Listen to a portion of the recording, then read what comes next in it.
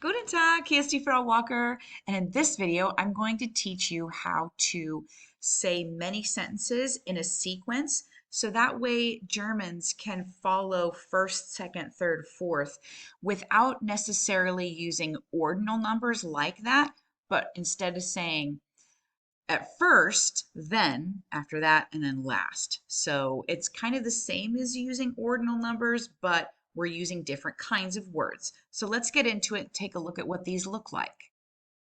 So first we have, I'm going to move myself over here. First we have zuerst, dann, danach und zuletzt. And I'm going to show you these again. So just hold on.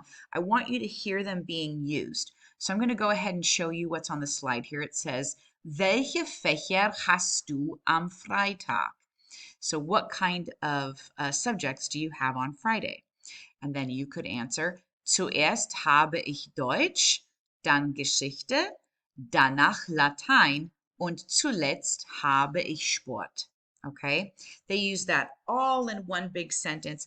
I want you to focus a little bit simpler. I want you to focus on turning each of those into their own kind of sentence. So let's look at the next slide and see how we can use zuerst, dann, danach, and zuletzt. All right, so for example, we have our syntax. We need subject, verb, normal. We also need information, but because we're starting with a kind of time word, we're going to put that time word at the beginning and the pronoun's going to come right after that verb. Remember, pronouns and verbs are in love and they want to be right next to each other all the time. So they're like holding hands all the time. So just because the pronoun doesn't start the sentence doesn't mean it's not right next to the verb, okay? It's boyfriend, girlfriend, girlfriend, girlfriend, boyfriend, boyfriend. Doesn't matter, they're in love. They never leave each other's sides, okay? Take a look. Zuerst habe ich Deutsch. Notice that we're starting with the first.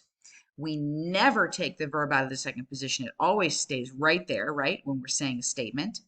And then look at that. They're in love. They're always next to each other. So even though we didn't start with ich is right next to habe, right here. Okay, so zuerst habe ich Deutsch.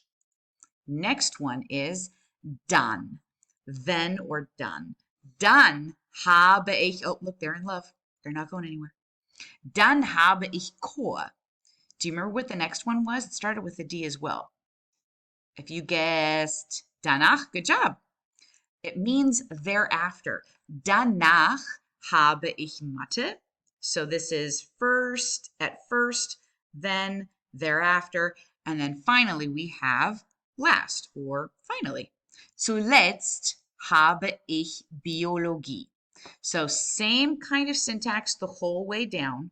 Verbs and pronouns are always next to each other, but instead of the pronoun starting the sentence this time, it is that time phrase. So let's practice one more time. Zuerst, dann, danach, zuletzt.